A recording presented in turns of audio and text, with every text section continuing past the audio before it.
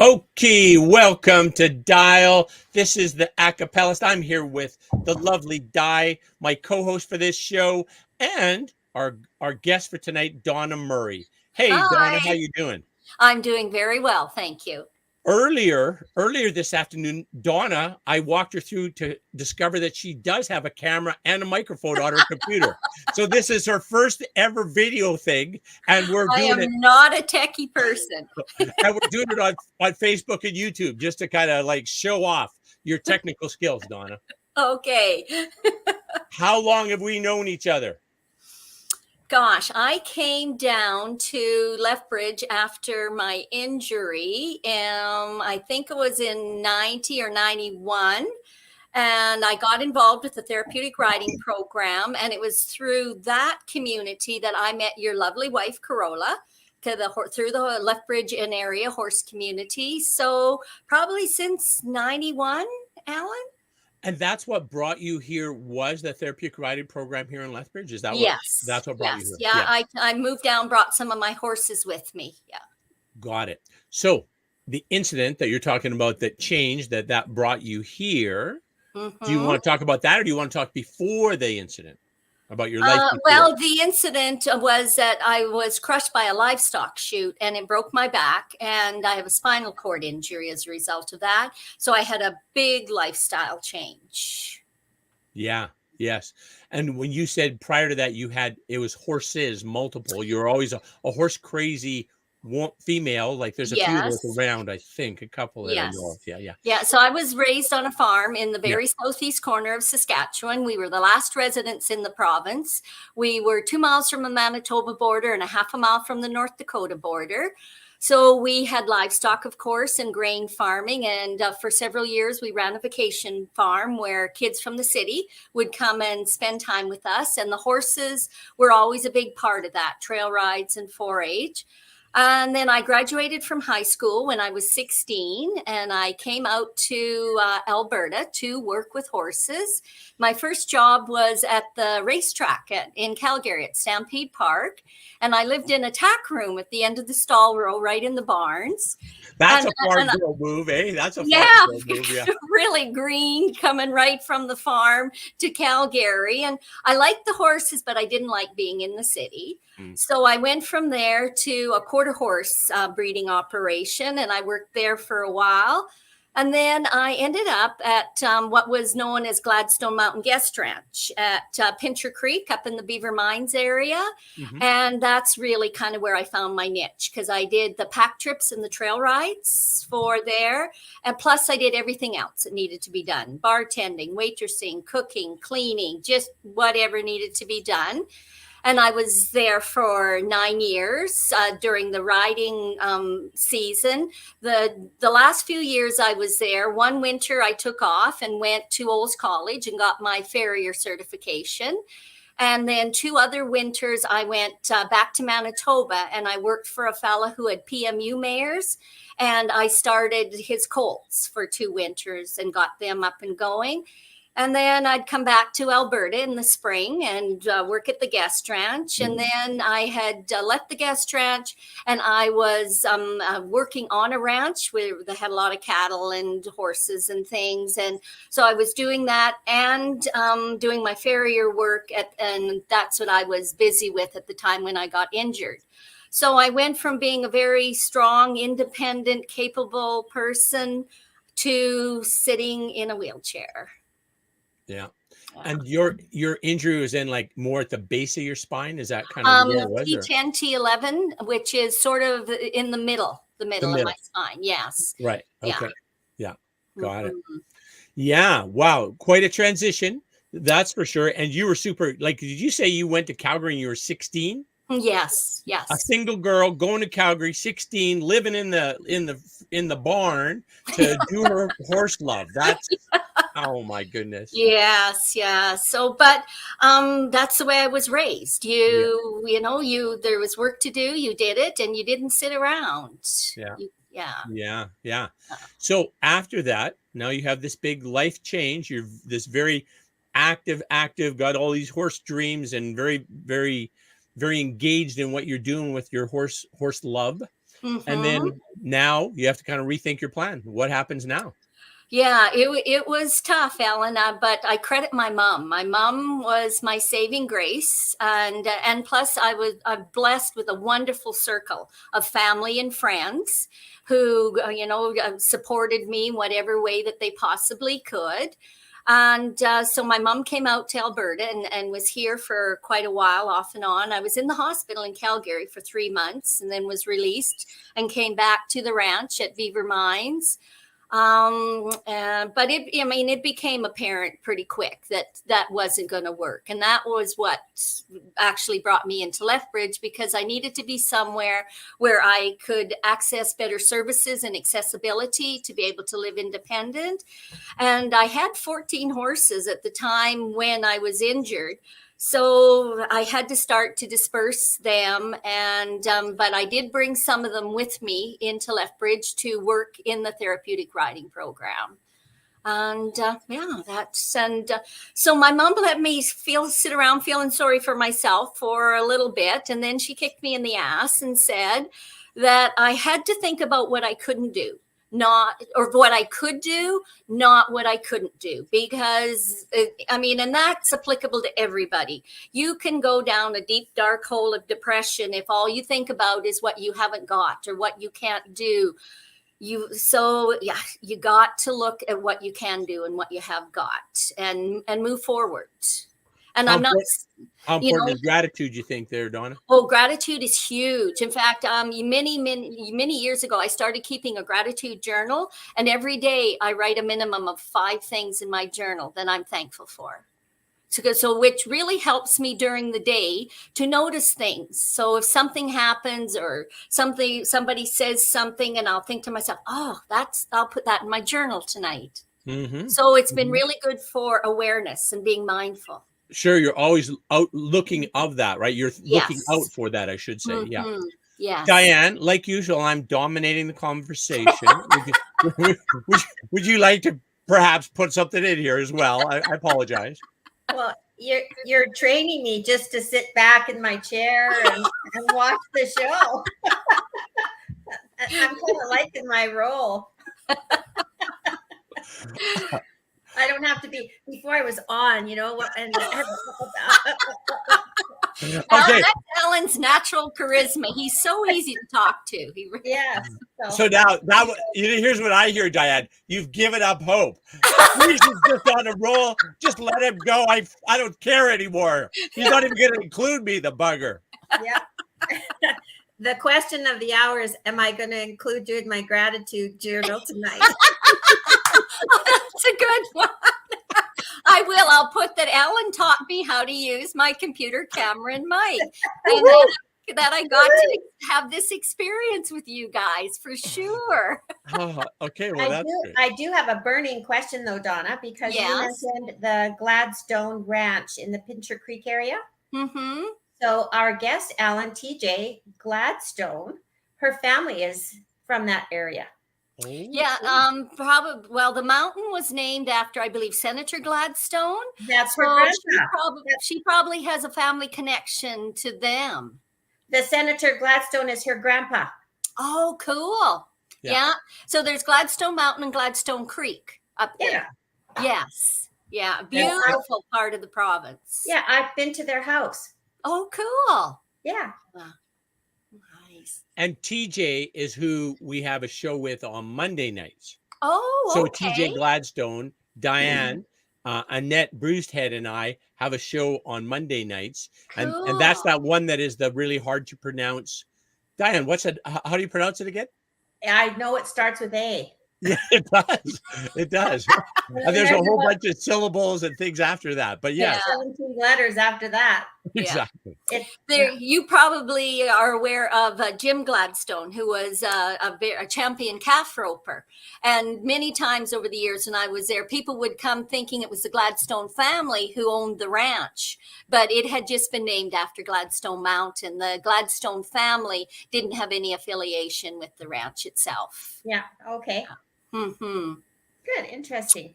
Hey, Donna, we should chat about, tell us about your horsehair creations. We should talk about Oh, okay. Yes. So when God closes a door, he opens a window. And I had always been an artistic, crafty kind of person. My mom was very artistic and musical, and she had us in everything going. And when I had always been interested in horsehair work. But when I was up on my feet and working, riding and shoeing, I didn't have the time to pursue that craft. So when I left, when I came down, I got very involved with the therapeutic riding program, which pretty well became like a full-time volunteer position for me. And then in 95, there was a change there and I left. But then that gave me the opportunity to get more involved with the horsehair work. So I got a video and I got some books and I found a mentor down in the States. And I just started to learn how to do horsehair hitching and braiding. And it started out as just a sort of little hobby and, making things for friends and family and sharing them. And it has grown into pretty well a full-time business for me now. And in 2018, I got a very big surprise. I got a phone call, and I got to tell you, I thought the guy was punking me because I didn't know, what it was about. But there is an organization in the States called the Academy of Western Artists, and they're sort of like the Oscars of everything to do with Western art, like silversmithing and leatherwork and music and saddle making and all this stuff related to the Western lifestyle. And they awarded me the horsehair hitcher of the year for that year. And they wouldn't tell me who nominated me or how they found out about my work, but they sent me a lovely statue, and it really helped raise my profile in my field. And so that was really good. Yeah. Wow. So Yeah. a national association? It's called the Academy of Western Artists, Alan. And it's like North American kind of a thing. Well, I mean, they're headquartered in Texas at Fort Worth. Yeah. But they're obviously open to artisans in North America, because we have some other Alberta artisans who've also won awards from the Academy of Western Artists.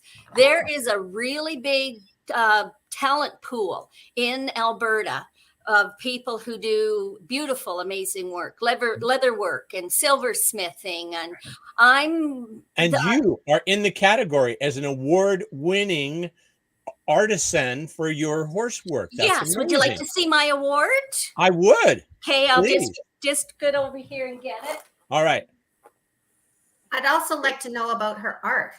I'm not sure what horsehair art is. Oh, Corolla, as an example, she loses a horse. So she'll come to see Donna, and Donna will take the mane and she'll build something out of it.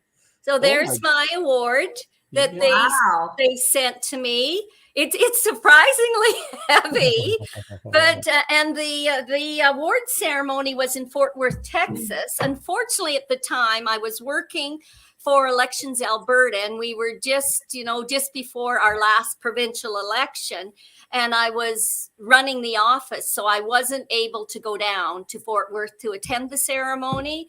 But another time, I hope to get to Fort Worth. So you're very confident you're going to win more awards from these people. That's what you're saying. Is that right? That's a good way to look at it, Alan. But I think they only give like the Hitcher Award once in a lifetime. If I had another talent, I might be able to win another one. So tell me about your art, because Alan shared just briefly. Okay. But tell me more, because I have no idea when you say horsehair art. I have no idea. Horsehair work goes back centuries. It's a very old craft. And and there's two types. Well, I should say there's more. Sorry, Donna. Yes. Corola's here, so now I have to, because she wants to brag about you a little bit. Go ahead, you get in the middle here. I have a beautiful bracelet that stand a little bit this way so they can see your face. Wait, I don't need my face. Okay, yes. So that bracelet Donna made out of horsehair for me. Wow. And then here's just a key type fob that she does. I can't find the camera. There it is. Here. Oh yes. Right. And Donna, you probably have some amazing other things that you have with you, right? I do have some pieces here. Yes. Yeah. And show the and other tell. thing I have to give Donna kudos for is the fantastic work you do on your saddle blankets. Oh, thank you. Yes. Oh, yeah. Yeah. Oh, that's the ones where they're all hooked in there with it. Yeah, It's all hand done, and it's a Mhm. labor of love. Thank you, Awesome. Corolla. Yeah. Appreciate Yeah, that. you bet. So anyway, You can stay here. Do you no, want to stay here? I have to go because I'm supposed to meet Bonnie at 7:30. Okay. Okay. Okay, nice to Nice to see see you you. guys. Nice to see you, Diane. Have a great night. I'm gonna listen. Okay. Yeah. So as Alan was saying, my business sort of morphed into basically more custom work. When I started, I had a very good friend at Pincher Creek whose name was also Donna, and she was a horse girl. She did rope and leather work, and I did the horsehair work, and I make the hand-latched wool saddle blankets. For about 15 years, we did trade shows together, all equine-based trade shows. And then they decided to sell their ranch. Her husband was originally from Australia. And when they retired, he said he was never going to spend another winter in Canada. He wanted to go home to Queensland and live on the sea where he can fish every day. And and it worked. The timing, there's no accidents about timing. We'd done them for about 15 years. We were starting to get a little burnt out about it. And I was getting more and more custom orders all the time. So I hired a gal from Granham who did a website for me. And we launched this website. And within a month, I had a waiting list. And I'm still I'm about 4 months out now on orders. And it can depend on how, it might be something as simple as a tassel, or it might be something as big as a hitched horsehair belt. So the hitching takes more time than the braiding. Hitching is much like, have you done any needlework, Diane, where you count and you know where to add and drop your colors in patterns? Hitching is like macrame, isn't it? Well, it's all similar, but a little different. You're not completely wrong. That's the only word I knew. I was going to throw it out there. If I hit it right, you'd say, holy shit, this guy knows his stuff. But no, I have no idea. Yeah. Well, so first I start with the raw hair. So the hair usually, it will come to me. I'm just going to get some here. And then I'll wash it and let it dry. And then when it's dried, I make what's called pulls. So this is horsehair in this bundle. So a pull is individual hairs, anywhere from 8 to 10, 12 hairs, depending on the thickness of the individual hairs, twisted together to create a string. And then this is what I hitch or braid with. So I have to do a fair amount of prep work before I can even start to work on a piece. And then it depends on what the customer would like to order. On my website, there's lots of photos and descriptions and pricing information. So I usually direct people to go to my website and have a look. And then they can go through it and they can look at all the different pictures, because it's true, a picture's worth 1,000 words. And what is your website? What is your website? It's www.customhorsehair and woolcreations.com. It's very long-winded, but I needed to get both the horsehair and the wool in there. I understand. Yeah. Yeah. Okay. So, but if you just Google Donna Murray horsehair, the search engines will find me as well. Yes. Yeah. Okay, good. Carry on. Sorry, Donna. Oh, no, that's okay. So yeah, I can make everything from a little tassel to much bigger pieces. And these last couple of years, I've been collaborating with some very, longer than a couple of years, collaborating with other skilled artisans, leather workers, woodworkers, silversmiths, people who have other talents, and then we can combine our talents. I'll show you a head stall that I did with a leather worker.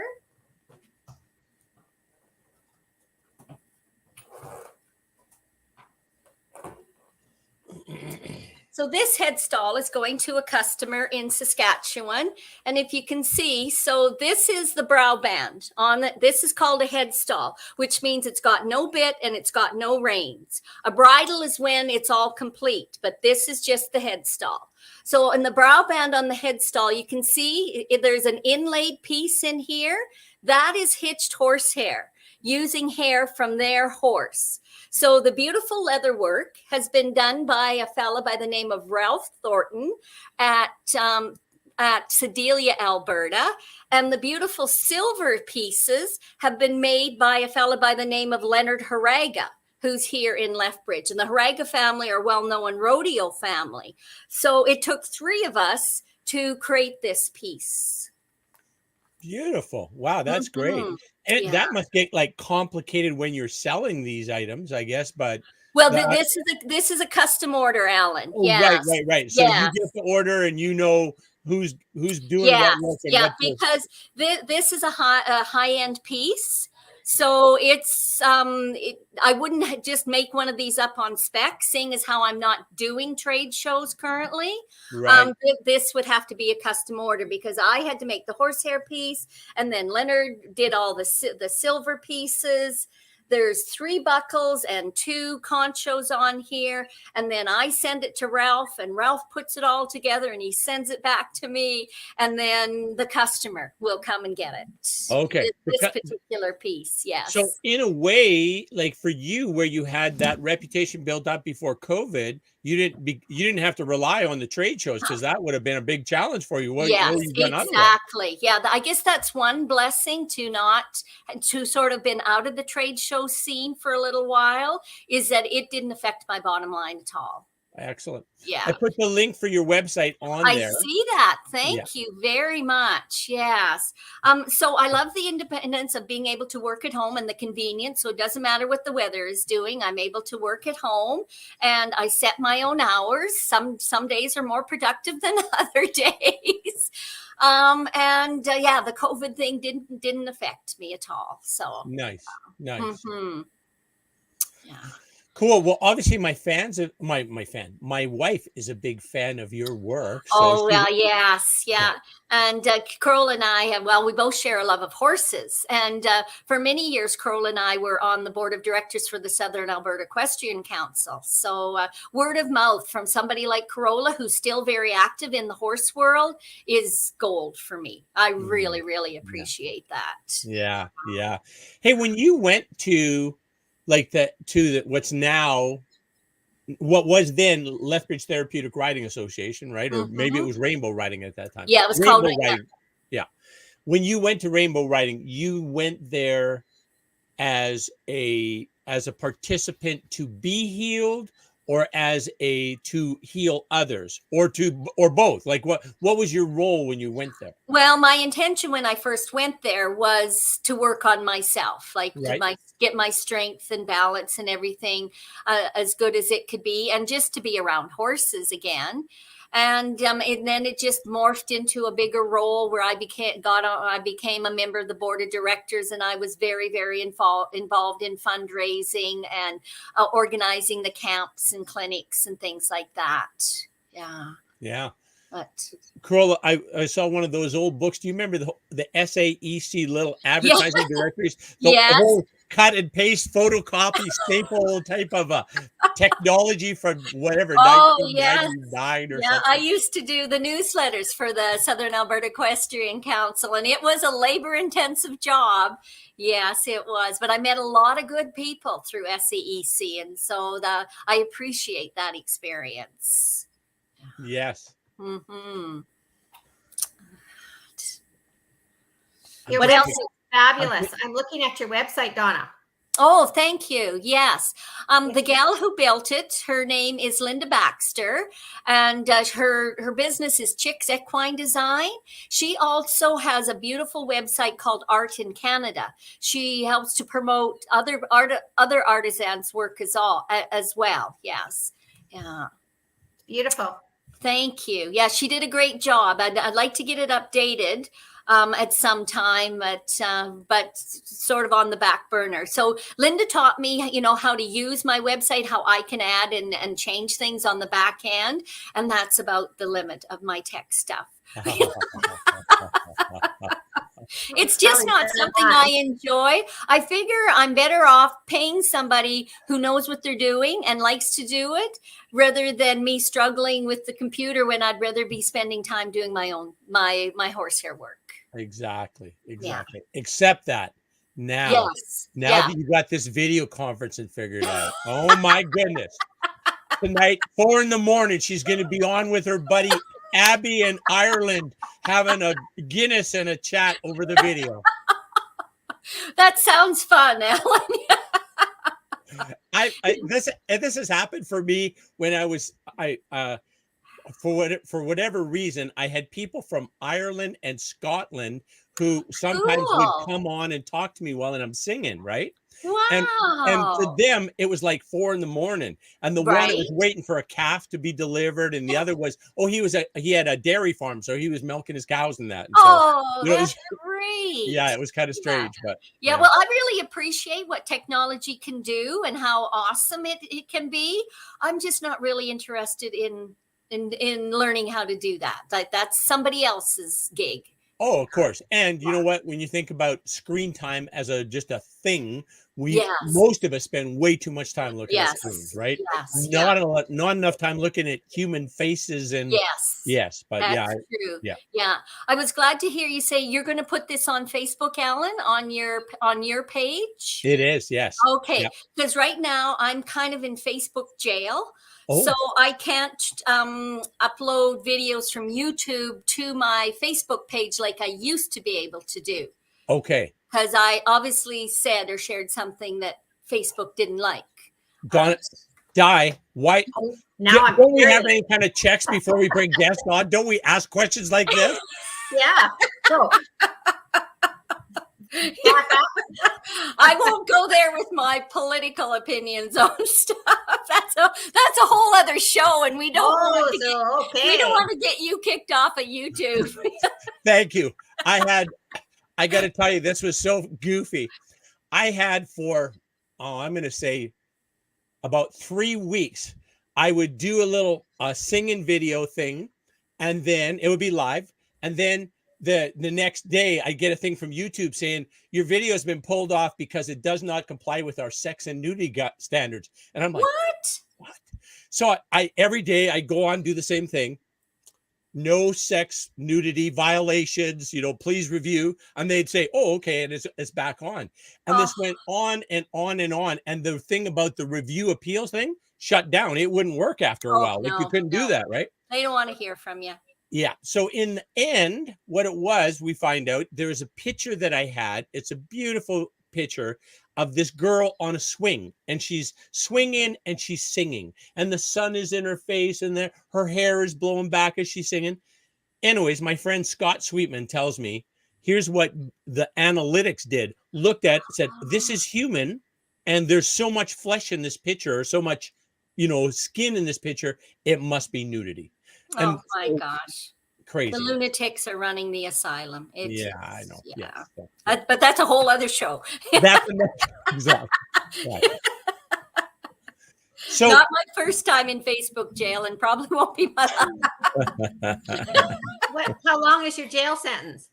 Well, they won't. I don't know. Some people tell me it's usually 90 days, but I have figured out a way how to get into my page through another option. So because I'm stubborn and I just keep pushing buttons, but they just keep showing my access is restricted. So, yeah. Wow. Well, you know what? Even though you're in Facebook jail, we still appreciate you and value you, Donna. So thank you. No judgment here. No judgment. We value you as an artisan as well as a beautiful human being. So thank you. And actually, I know lots of other people who we think like me who've also been in Facebook jail, so I consider it a badge of honor. There you go. Maybe we should call a few of those onto the show, Alan. Exactly. what we look for the usual suspects that hangs around with Donna and invite them on. 'Cause Yeah, next week, Donna's friend. yeah, exactly. Good. Donna, thank you so much. What a fun chat it was to hang out with you.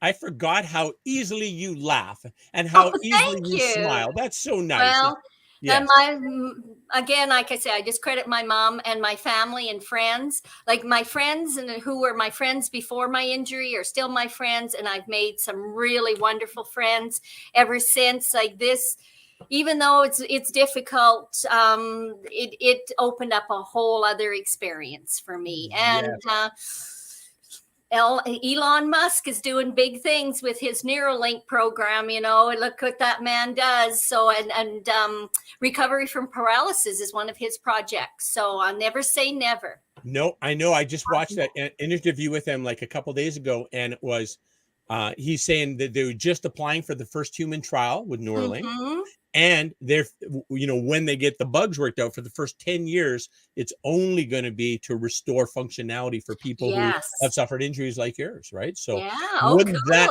wouldn't You're that up on the Elon Musk news. Yeah. Donna's Yes. a beautiful human being. Oh, thank you. It's lovely to meet you, Diane. And yes, I understand from Ellen, you've had quite a journey yourself. I did. So I understand what you're talking about with looking to the light and not the dark. Mhm. Absolutely. Yeah. Yes. So good. Awesome. Thank you, ladies. Thank you. It was a great experience. Yeah. Come see me sometime, Alan. Bring Corolla and come have a beer. That's a deal. Thanks.